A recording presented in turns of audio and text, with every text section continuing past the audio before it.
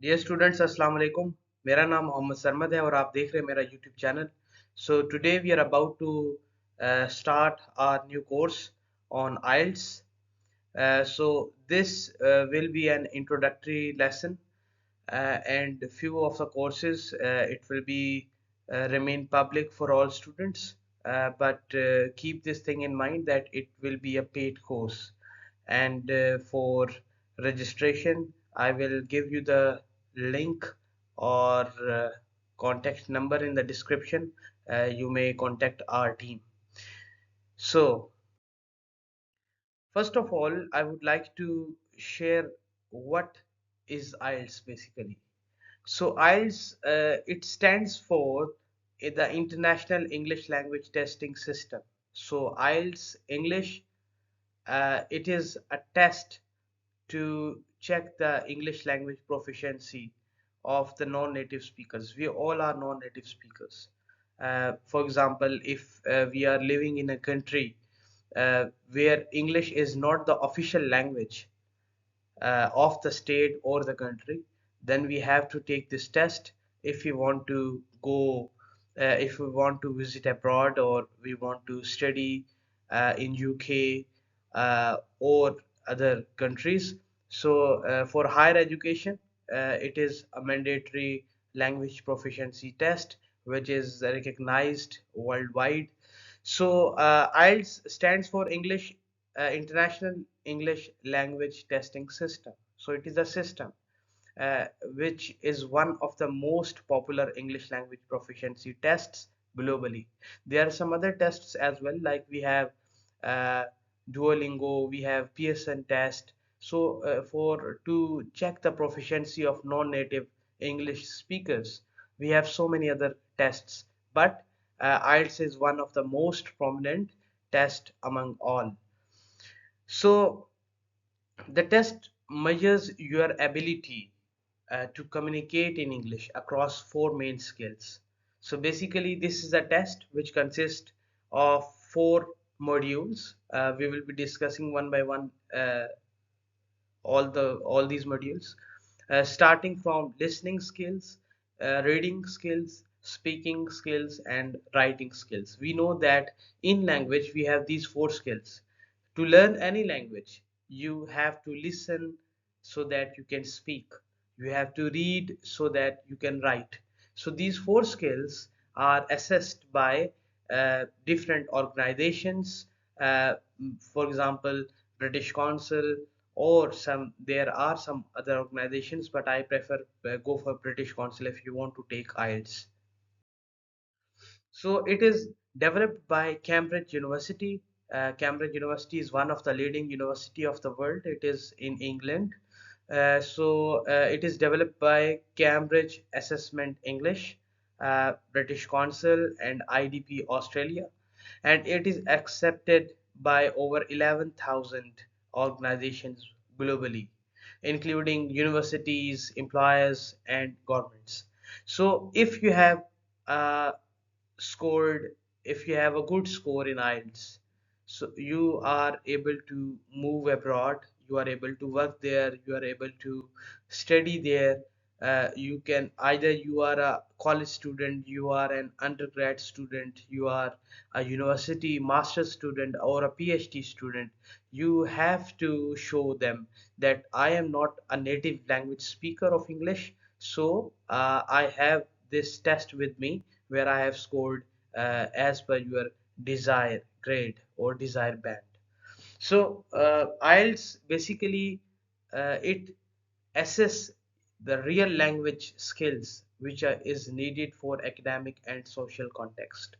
आइल्स का जो मकसद है बुनियादी तौर पर वो आपको इन चार स्किल्स पे आपको चेक करते हैं कि आपकी रीडिंग स्किल, आपकी लिसनिंग स्किल, आपकी स्पीकिंग स्किल और आपकी जो राइटिंग स्किल है, क्या वो इस काबिल है कि आपके साथ कॉलेज में, यूनिवर्सिटी में जब नेटिव स्पीकर्स बैठे होंगे स्टूडेंट्स, तो क्या आप उनके उनके साथ बैठ के आपको वो चीज़ें आप कॉम्प्रिहेंड कर सकते हो, आप उन कॉन्सेप्ट्स को ग्रैब कर सकते हो, आप उस चीज़ को रिप्रोड्यूस कर सकते हो, लिख सकते हो पेपर पे, आप बोल सकते हो।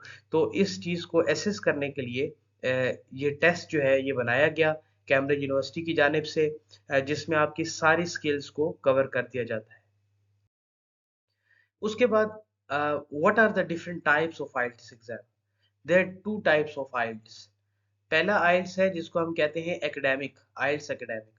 जो भी हमारे स्टूडेंट्स जाते हैं यहाँ से यूएस में या यूके में या डिफरेंट कंट्रीज में, यूरोपियन कंट्रीज में या मिडिल ईस्टर्न कंट्रीज में, if their instruction, teaching instruction या जो उनका मोड ऑफ इंस्ट्रक्शन है इट्स इन इंग्लिश लैंग्वेज, तो वो आपसे मांगते हैं आइल्स एकेडमिक। कॉलेज के स्टूडेंट्स के लिए, यूनिवर्सिटी के स्टूडेंट्स के लिए, सब के लिए आइल्स एकेडमिक जो है उसकी ज़रूरत होती है। So to seek professional registration in an English speaking country, and to get yourself enrolled in a university, college or some other educational program, you are supposed to enroll yourself in IELTS academic. So uh, I will wait here for a minute to clarify a point. If you have given IELTS general, uh, but you are seeking admission in a university and their requirement is basically IELTS academic, so your money will be lost. You will be penalized for that. You will have to reappear in, and you have to register in the coming months again in the IELTS exam. So this is very problematic. This is very problematic that people, most of the students, they are unaware that you don't have to give IELTS general if you are applying for a university degree or a college degree abroad. So you have to go for IELTS academic. This is very important. If you are having, if you are seeking a job in a job abroad, for example, you are going on a working visa or your employer, he demands that you must have an IELTS, then you can go for IELTS general. So IELTS general training is basically for those who apply for secondary education, not college education, secondary education, or some training program, or to do some work or labor work or some other work, or immigration to English speaking countries. For example, if you want to migrate from your uh, country to some other country like Canada, like UK, like Australia or New Zealand, then you have to go through this IELTS general training. ठीक है, immigration के लिए ये इस्तेमाल होते हैं। Secondary education तक आप जो है आइल्स जनरल आपका जो होता है वो वैलिड होता है। उसके बाद you are suppose to go for IELTS academic. हमारे पास जो ज़्यादातर स्टूडेंट्स आते हैं जो यूनिवर्सिटी की डिग्री वाले होते हैं, उनको हम आइल्स एकेडमिक ही प्रेफर करते हैं, वो आइल्स एकेडमिक ही हम उनको प्रिपेयर करवाते हैं। So both these types of IELTS, they assess the same skills, but with different focuses in the reading and writing skills. इनकी थोड़ी सी रीडिंग स्किल और राइटिंग स्किल का जो टेस्ट है वो थोड़ा सा डिफरेंट होता है। ये हम आने वाले जब मॉड्यूल्स देखेंगे तो उसमें मैं आपको बताऊंगा कि आइल्स एकेडमिक में और आइल्स जनरल में क्या डिफरेंस है, इनकी रीडिंग स्किल में क्या चीज़ें हैं, किस तरह के क्वेश्चंस पूछे जाते हैं, इनकी राइटिंग स्किल में किस तरह के क्वेश्चंस पूछे जाते हैं, और दूसरे के राइटिंग और रीडिंग स्किल्स में किस तरह के क्वेश्चन पूछे जाते हैं। Then we have the scoring system. Now IELTS की जो scoring है, it's not like in percentage like 20%, 30%, 40%, or if you have got 50% you are pass. IELTS में इस तरीके से नहीं होता। IELTS में एक इनका जो scoring system है, it starts from 0 till 9, तो 0 to 9, और and they call it bands। ठीक है, मैं बाकी लैंग्वेज प्रोफिशिएंसी टेस्ट्स की बात नहीं कर रहा जिसमें आपका A1, A2, B1, B2, C1, C2, वो भी एक ग्रेडिंग सिस्टम है, लेकिन आइल्स का जो स्कोरिंग सिस्टम है वो होते हैं बैंड्स की शक्ल में। 0 से लेकर 9 तक आपका बैंड हो, तो आपका जो होता है अच्छे बैंड्स आपके, मतलब के अच्छे बैंड्स जो हैं आपके कहीं कहीं रिक्वायर्ड होंगे 6, कहीं रिक्वायरमेंट होगी 6.5, कहीं पे 7, कहीं पे 8, तो 9 जो है वो maximum highest band if you can achieve it is 9, and lowest is 0। 0 तब होता है जब आप उस एक्टिविटी में पार्टिसिपेट ही नहीं करते, आप टेस्ट में अपेयर नहीं होते, तो आपको 0 बैंड दे देते हैं। सेकेंडली जो आपको जहन में रखना है कि यहाँ पे हर स्किल का इंडिविजुअल बैंड होता है, फिर बाद में उसकी एवरेज ले ली जाती है। For example listening skill 9 band होंगे, उसमें से आपको स्कोर किया जाएगा। फिर राइटिंग स्किल्स उसके 9 बैंड होंगे, उसमें से आपको स्कोर किया जाएगा। इस तरीके से रीडिंग और स्पीकिंग बाकी स्किल्स जो हैं चारों, उनमें भी अलग अलग सारों के बैंड्स बनेंगे। For example if you have got 6 bands in reading, 6 band in writing, ठीक है। इस तरीके से if you have got 7 band in sorry speaking और लिसनिंग, तो इस तरीके से जब चारों बैंड्स आपके आ जाएंगे, आपके पास 4 रिजल्ट्स आ जाएंगे, तो ये फिर आपका जो ओवरऑल बैंड बनता है वो उसका एक एवरेज ले लेते हैं कि 4 स्किल्स पे एवरेज कितनी है। तीसरी चीज जो आपने स्कोरिंग सिस्टम में याद रखनी है कि कुछ यूनिवर्सिटीज जो होती हैं जैसे एकेडमिकली जो साउंड स्टूडेंट्स होते हैं, जहाँ पे आप वो उनकी रिक्वायरमेंट होती है कि student must be good in writing, तो वो कहते हैं कि आपके 6.5 बैंड, ये मतलब आपके 7 बैंड होने चाहिए टोटल, या 6.5 बैंड्स होने चाहिए total overall, but minimum band in writing must be 7। मतलब कि आपके ओवरऑल रिजल्ट आपका 6.5 बैंड अगर 6.5 बैंड है या 6 बैंड्स हैं, इट्स ओके, लेकिन ओवरऑल बैंड जो है वो राइटिंग में 7 होना चाहिए। तो इसका मतलब your main focus must be on writing, कि आपने राइटिंग में बैंड कम नहीं लेना। अगर आपका बैंड राइटिंग में कम हो, 6 आ जाए, 7 ना आए, और ओवरऑल बैंड आपका 7 आ जाए, तो वो आपको नहीं कंसिडर करेंगे, क्योंकि कहेंगे कि हमारा जो डिजायर्ड बैंड है राइटिंग में वो 7 था, आपका 6 आया। तो इस चीज को आपने देखना है कि ये जो आइल्स का एक ये प्रोफेशनल टेस्ट है, ये बड़ा ऑब्जेक्टिव है। इसको आपने देखना है कि आप क्यों देना चाह रहे हैं टेस्ट, आपका मकसद क्या है, फिर जहां पर आप अप्लाई कर रहे हैं उनकी रिक्वायरमेंट क्या है, ठीक है। टारगेट आप हमेशा अपना अच्छा रखें कि मैंने मैक्सिमम अचीव करना है, 7 बैंड लेने, 8 बैंड लेने, 9 बैंड्स लेने, जितने भी आप कर सकते हैं। स्टूडेंट्स लेते हैं, लोग लेते हैं, तो आप भी ले सकते हैं, इसमें इट्स नथिंग इम्पॉसिबल। तो अब इसमें ये स्कोर्स कैसे होते हैं? 9 जो है वो जब किसी स्किल में आपका अगर 9 बैंड्स आते हैं तो हम उसको कहते हैं कि वो एक्सपर्ट है। 8 जो है वो वेरी गुड है। 7 जो है वो गुड है। 6 जो है वो कॉम्पिटेंट है। 5 जो है मॉडेस्ट है या मॉडरेट है। 4 का लिमिटेड नॉलेज है, उसके पास लिमिटेड स्किल है। 3 एक्सट्रीमली लिमिटेड है। 2 इंटरमीडिएट, और 1 जो है वो नॉन यूजर है, बिल्कुल ही उसको इस्तेमाल नहीं करना आ रहा। और 0 तब दिया जाता है जब आप अपेयर ही नहीं हुए, आपने अटेम्प्ट ही नहीं किया वो टेस्ट, ठीक है। तो स्कोर्स को जो है वो नियरेस्ट हाफ और होल बैंड के साथ वो राउंड ऑफ कर लिया जाता है, ठीक है। इसमें जो भी आ जाए आप देख लो, जैसे आपको पता है राउंड ऑफ किया जाता है। Institutions they often have specific band score requirements, तो इसलिए ये जो मैंने आपको पहले बताया कि you have to research your target scores, ठीक है।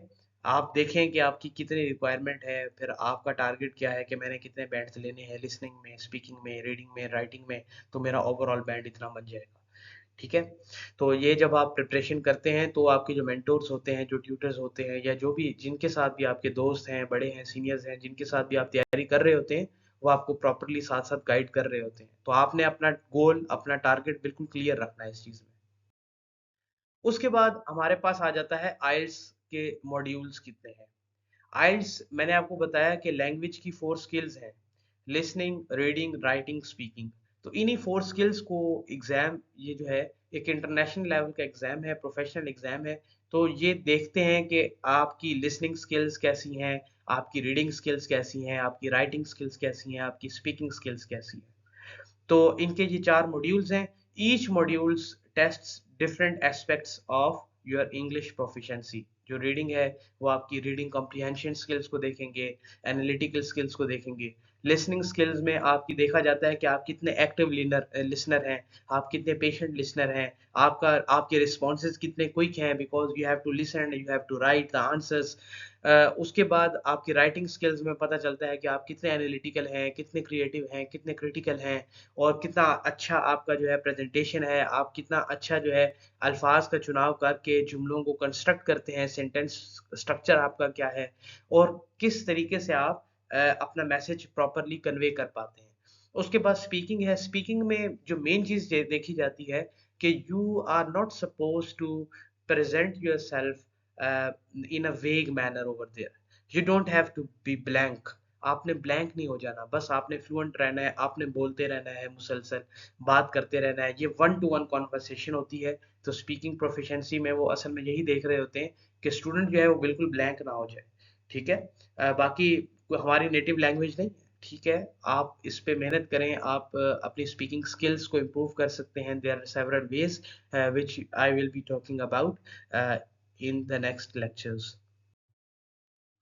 सो फर्स्ट मॉड्यूल जो है आपका वो है लिसनिंग स्किल्स का। लिसनिंग स्किल्स में आपके पास बेसिकली 30 मिनट्स का टाइम होता है। इसमें 4 सेक्शंस होते हैं, उसमें डिफरेंट वैरायटी ऑफ क्वेश्चंस हैं। इस पे हमारे प्रॉपर लेक्चर्स हैं। हमारा एक वीक जो है वो लिसनिंग स्किल के ऊपर है, एक वीक जो है वो रीडिंग स्किल के ऊपर है, राइटिंग के ऊपर है, स्पीकिंग के ऊपर है। तो हमारा 4 वीक्स का प्रोग्राम है। इसके बाद हमारे सारे एक मंथ के जो हैं वो टेस्ट हैं।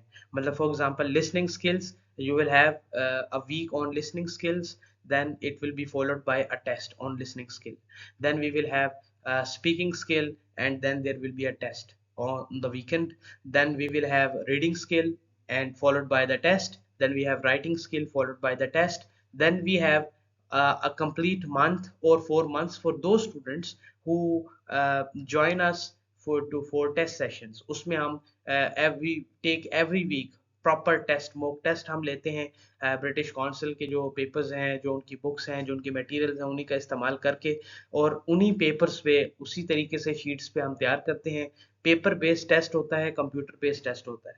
यहाँ पर मैं आपको ये बताता जाऊँ कि go for paper based test. क्यों पेपर बेस्ड टेस्ट की तरफ? क्योंकि देखें, बचपन से आप लोगों को लिखने का, जो भी आपने किताबें पढ़ी हार्ड फॉर्म में पढ़ी, उसके बाद जो आपने एग्जाम्स दिए, हमेशा आपने with the help of pencil और बॉल पेन आपने पेपर पे दिए। तो मैं आपको कहूँगा go for paper based test. Although कि कंप्यूटर बेस्ड टेस्ट जिनको इजी लगता है वो जा सकते हैं कंप्यूटर बेस्ड टेस्ट पे, लेकिन कंप्यूटर बेस्ड टेस्ट में कहा जाता है कि 30% आपकी स्पीड स्लो हो जाती है। ठीक है। इस पे स्कॉलर्स कहते हैं कि 30 to 40% you become slow once you are writing और you are thinking in front of the screen.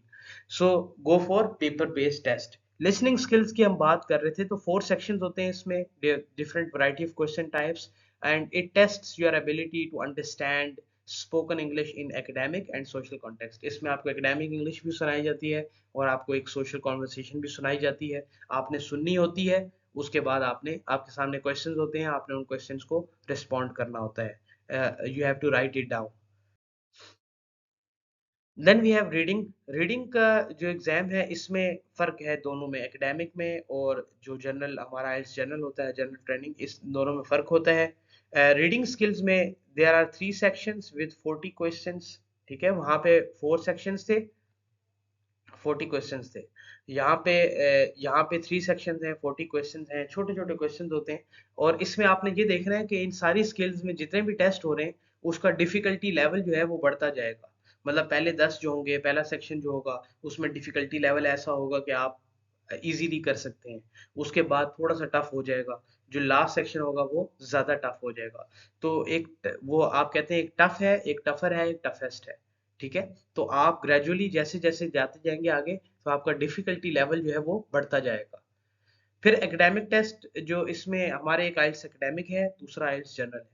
IELTS academic जो है, इसमें होते हैं बुक्स के पैसेजेस, जर्नल के पैसेजेस, मैगज़ीन के पैसेजेस, ठीक है? वो दिए जाते हैं। रीडिंग कॉम्प्रिहेंशन ऐसी जर्नल होती है कि आपको एक पैसेज दिया हुआ है, उसके एंड में क्वेश्चंस दिए गए हैं, आपने वो अटेम्प्ट करना है। तो एकेडमिक वाला जो है, इसमें क्योंकि जर्नल के कोई आर्टिकल्स होते हैं, मैगजीन में से, बुक में से, उसमें से आ जाता है।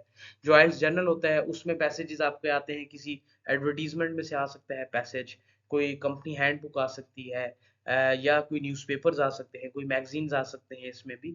तो ये एक जर्नल होता है। लेकिन एकेडमिकली जो है वो, उसमें आपको कोई साइंटिफिक ज़रूरी नहीं है कि अगर आप ह्यूमैनिटीज़ के स्टूडेंट हो तो आपके पास रीडिंग पैसेज साइंस का भी आ सकता है। तो ये चीज़ आपने ज़हन में रखनी है। तो रीडिंग स्किल्स में आपके पास दोनों डिफरेंट होते हैं। एकेडमिक टेस्ट डिफरेंट होते हैं, जो आइल्स एकेडमिक है उनका, और आइल्स जनरल का डिफरेंट होता है। फिर आपके पास राइटिंग है, राइटिंग भी डिफरेंट है। इसमें जो एकेडमिक है, आइल्स एकेडमिक, इसका फोकस होता है, आपको ग्राफ्स दिए जाएंगे, चार्ट्स दिए जाएंगे, और ऐसे तो सबने लिखना है। आइल्स जर्नल जो होगा, उसमें भी ऐसे लिखा जाएगा, एक फुल फ्लेज, एक प्रॉपर स्ट्रक्चर वाला आपने ऐसे लिखना होता है। आइल्स जर्नल में भी ऐसे आएगा, आइल्स एकेडमिक में भी ऐसे आएगा। जो डिफरेंस है वो ये है कि इसमें आपके पास ग्राफ्स, चार्ट्स और इस तरह की चीजें आएंगी, जबकि रिपोर्ट्स आपने लिखनी होती है, कोई एकेडमिक रिपोर्ट लिखनी होती है आपने। ठीक है। जो आइल्स जर्नल होता है, उसमें आपने लेटर्स लिखने होते हैं, इसमें आपको अक्सर लेटर दे दिया जाता है, ठीक है। तो ये फ़र्क है बेसिकली आइल्स जनरल और आइल्स एकेडमिक का रीडिंग और राइटिंग में कि ये क्योंकि इनका फ़ोकस जो होता है मेन, वो स्टूडेंट्स की क्रिटिकल स्किल्स, एनालिटिकल स्किल्स पे इनका मेन फ़ोकस होता है कि वो स्टूडेंट्स को असेस करें through reading and writing. Then we have speaking skills. Speaking skills का जो टेस्ट है, ये स्पीकिंग का जो टेस्ट है आपका, ये मॉड्यूल आपका डिफरेंट डे पे होगा। आइल्स के बाकी जो 3 टेस्ट होते हैं वो एक ही दिन होते हैं, और स्पीकिंग का जो टेस्ट होता है वो डिफरेंट डे पे होता है। ये आपने याद रखना है कि इनमें गैप +-5 या +-6 4 आप कर सकते हो। Let's suppose you are having a test on 10th 10th of October. अगर आपका टेस्ट है 10th ऑफ अक्टूबर को, तो आपका स्पीकिंग टेस्ट जो होगा वो या तो होगा 5-6 अक्टूबर को, या होगा 14-15 अक्टूबर को। तो ये आगे पीछे हो सकता है, पहले भी हो सकता है, बाद में भी हो सकता है। तो ये चीज़ आपने ज़हन में रखनी है। दूसरा, स्पीकिंग टेस्ट का फॉर्मेट ये है कि इसमें फेस टू फेस इंटरव्यू है एग्जामिनर के साथ, और उसमें सबसे पहले वो आपसे इंट्रोडक्शन लेंगे, फिर आपको कोई टॉपिक देंगे, उस पे आपने थोड़ा सा बोलना होगा। उसके बाद then they will have a discussion. जो आपको टॉपिक दिया जाता है, जो आपके इंटरव्यू में आपसे बात की जाती है, जैसे इंटरव्यूज होते हैं, तो इसमें जो इंटरव्यू है, इंटरव्यू से रिलेटेड ही कोई डिस्कशन स्टार्ट हो जाती है। तो स्पीकिंग में आपने किन चीज़ों का ख्याल रखना है स्पीकिंग के लिए, वो हम डिटेल में इस पे प्रॉपर एक हमारे पास वीक है जिसमें हमसे स्पीकिंग स्किल्स पढ़ाते हैं, और फिर हम इसके टेस्ट भी लेते हैं। हम डायरेक्ट स्टूडेंट के साथ फेस टू फेस कॉन्वर्सेशन करते हैं, जहाँ पर हमारी पूरी कोशिश होती है कि एटलीस्ट हमारा स्टूडेंट जो है वो 30 मिनट्स कम से कम जो है वो हमारे सामने मुसलसल बोलता रहे, ठीक है। तो आगे चलते हैं। स्पीकिंग के बाद हमारे पास आ जाते हैं रिजल्ट्स। रिजल्ट्स जो आइल्स के हैं वो ऑनलाइन तो आ जाते हैं, मतलब कि हफ्ते 2 हफ्ते में आपको ऑनलाइन जो है वो इनकी वेबसाइट पे शो हो जाएगा। अगर शो हो जाएगा, अगर आपको इनकी टेस्ट रिपोर्ट चाहिए तो उसके लिए आपको पे करना पड़ता है, और एक पूरा प्रोसीजर है वो आपको वेबसाइट में बता दिया जाता है। वेबसाइट आपको बताती है हर चीज़ के बारे में। तो वो आपको हर मॉड्यूल का और ओवरऑल बैंड स्कोर, अगर आप हार्ड फॉर्म में लेना चाहते हैं तो it may take a month, ठीक है। वो आपसे चार्जेस लेंगे एक्स्ट्रा, और वो मंगवाएंगे। आप रिजल्ट मंगवाओगे। सम टाइम ऐसा होता है कि आप जब अप्लाई कर रहे हो तो एडमिशन के लिए सॉरी, जब आप अप्लाई कर रहे हो तो एडमिशन के लिए कहीं पे, तो वो आपसे ऑनलाइन रिजल्ट भी कंसिडर हो जाता है। But once you join some institution, then आपको जो है वो रिजल्ट कार्ड, वो आपसे हार्ड फॉर्म मांगते हैं, तो आपको हार्ड फॉर्म चाहिए होता है। तो इसलिए आप अपना पर्पस देखो, आप जहाँ पे अप्लाई कर रहे हो आप उनकी एसओपीज को देखो, आप उनकी इंस्ट्रक्शंस को पढ़ो कि either they will be needing the hard form of your result card, और online result card will be sufficient for them, ठीक है। It will fulfil the purpose. तो इन सारी चीज़ों को जब आप जहन में रखोगे अपने, तो फिर आपको पता चलता है कि भाई रिजल्ट्स जो हैं वो मैंने आपको बताया कि इंडिविजुअल बैंड्स और फिर ओवरऑल, ये दोनों मैटर करते हैं। तो आपका फोकस जो है वो हर स्किल पे होना चाहिए, ठीक है। हर स्किल को आप टाइम दोगे, हर स्किल पे आप फोकस करोगे। हर बंदे को पता होता है, स्टूडेंट को, जब आप टीचर्स के साथ बात करते हो, जब आप कोई ट्रेनिंग सेशंस ज्वाइन करते हो, कोई लेक्चर सीरीज ज्वाइन करते हो, कि क्लास में टीचर के पास आते हो, तो वो आपको असेस करता है और बता देता है कि बेटा आपको इस स्किल पे काम करने की ज़रूरत है। तो रिजल्ट्स जो है वो 2 इयर्स तक वैलिड रहते हैं। ऑनलाइन भी अवेलेबल है, मैंने आपको बता दिया। फिजिकल कॉपीज भी आपको या आपके इंस्टीट्यूशन में भिजवा दी जाती हैं, ठीक है, और आपको एक फ़ी देनी पड़ती है इसके लिए। उसके बाद हम जल्दी से कुछ रिकमेंडेड मटेरियल की बात कर लेते हैं। सबसे पहले रिकमेंडेड बुक्स हैं। ऑफिशियल कैम्ब्रिज गाइड टू आइल्स, ये बेस्ट रिकमेंडेड बुक्स हैं। आप ऑनलाइन सोर्स देखोगे तो ऑनलाइन सोर्स आपको ढेरों मिलेंगे, बेइंतहा मिलेंगे। आप गूगल पे जाके वैसे सर्च करोगे आइल्स प्रिपरेशन, तो आपको बहुत ज़्यादा चीज़ें मिलेंगी। उसमें बहुत ज़्यादा गलतियाँ भी होंगी। तो मैं जो एडवाइस करता हूँ अपने स्टूडेंट्स को, कि आप हमेशा आइल्स की जो वेबसाइट है, और या आइल्स जो कैम्ब्रिज की तरफ से जो उन्होंने प्रिस्क्राइब आपको सिलेबस दिया गया है, मॉडल पेपर्स दिए गए हैं, इसमें क्वेश्चंस रिपीट नहीं होते अक्सर, लेकिन ये है कि एक प्रिपरेटरी एक पूरा आपको एक पैकेज मिलता है। तो आप उसको परचेज कर लो अगर परचेज कर सकते हो, नहीं तो ऑनलाइन जो फ्री रिसोर्सेज हैं वो आप कर लो। आपके जो टीचर्स हैं, जो मेंटर्स हैं, हम लोग भी आपको प्रोवाइड करेंगे, ये मटेरियल प्रोवाइड करेंगे। उसमें सबसे पहले एक बुक है ऑफिशियल कैम्ब्रिज गाइड टू आइल्स, ये सबसे बेस्ट है, ठीक है, नंबर 1। उसके बाद आइल्स 15 एकेडमिक, ये इसके अलावा आप आइल्स अगर कोई जर्नल करना चाहता है तो उसकी जर्नल की किताबें भी अलग हैं। ये इनकी एक सीरीज़ है बुक्स की, आइल्स 15, 16, 17, 18 और सो ऑन। तो हम आइल्स 15 से ऑनवर्ड हम बुक्स जो है वो हम कहते हैं कि वो ठीक है, रिकमेंडेड है। उससे पुरानी जो है अब आउटडेटेड हो चुकी हैं, तो इनके जो नए वर्जन्स हैं 15, 16, 17 वो जो हैं बहुत वैलिड है। उसके बाद पेरेंट्स आइल्स इस ये भी है, इसके साथ सीडी भी मिलती है आपको। ये जो ऊपर बुक्स हैं इनके साथ भी आपको सीडी भी मिल जाती है, ठीक है? जिसमें हम लिसनिंग स्किल और स्पीकिंग स्किल्स की प्रैक्टिस भी कर सकते हैं। तो फिर आइल्स ट्रेनर है कैम्ब्रिज इंग्लिश की, ये भी कैम्ब्रिज पब्लिकेशन की है। उसके बाद टारगेट बैंड 7, ये भी आइल्स एकेडमिक मॉड्यूल, ये भी इसमें एक one of the recommended book है, मौजूद है। और इन सारी बुक्स को जो है वो हम इस्तेमाल करते हैं अपने इस कोर्स को तैयार करने के लिए, जिसको हम अब लॉन्च करने जा रहे हैं। आप इसके अलावा इन रिकमेंडेड बुक्स के अलावा कुछ ऑनलाइन सोर्सेज को भी विजिट कर सकते हैं। ऑनलाइन सोर्सेज में सबसे पहले तो ielts.org, जितना भी आपको ऑफिशियल मटेरियल चाहिए वो आपको यहाँ पर मिल जाएगा ielts.org पे। जो भी आपको ऑफिशियल मटेरियल होगा, वैलिड चीज़ें होंगी, रिलायबल चीज़ें होंगी, वो आपको यहाँ पर मिल जाएंगी। इसके अलावा आईडीपी की या ब्रिटिश काउंसिल की जो ऑफिशियल वेबसाइट्स हैं वहाँ पे भी आपको प्रैक्टिस टेस्ट मिल जाते हैं, प्रैक्टिस टिप्स मिल जाती हैं। तो बेसिकली यहाँ पर मैं कुछ बातें करना चाहूँगा जो बहुत इंपॉर्टेंट मैं समझता हूँ। वो ये है कि हम जितनी भी मूवीज देखते हैं, सीजन्स देखते हैं, most of the Hollywood content it's from the America, United states of America. ये जो टेस्ट है ये कैम्ब्रिज यूनिवर्सिटी का बनाया गया है, ब्रिटिश काउंसिल से रजिस्टर्ड है। तो इसमें बहुत ज़्यादा मैटर करता है इनकी vocabulary. British vocabulary is different from the American vocabulary, British accent is different from the American accent. So I would prefer that you must watch British shows, British television, British news channel, BBC, और इस तरीके से Oxford English जो है आप उनके channel को भी देख सकते हो, यूट्यूब पे अवेलेबल है फ्री। इस तरीके से जितने भी आपके पास रिसोर्सेज हैं कोशिश करो कि आप लोग ब्रिटिश इंग्लिश को करो if you are going to take IELTS exam. So this is end from my side. मैं डिस्क्रिप्शन में लिंक दे देता हूँ आपको। If you want to enrol in this course of IELTS, it's a 2 month course, और उसका सारा breakup आपको सब कुछ मिल जाएगा। Just contact on the given number और you can send an email.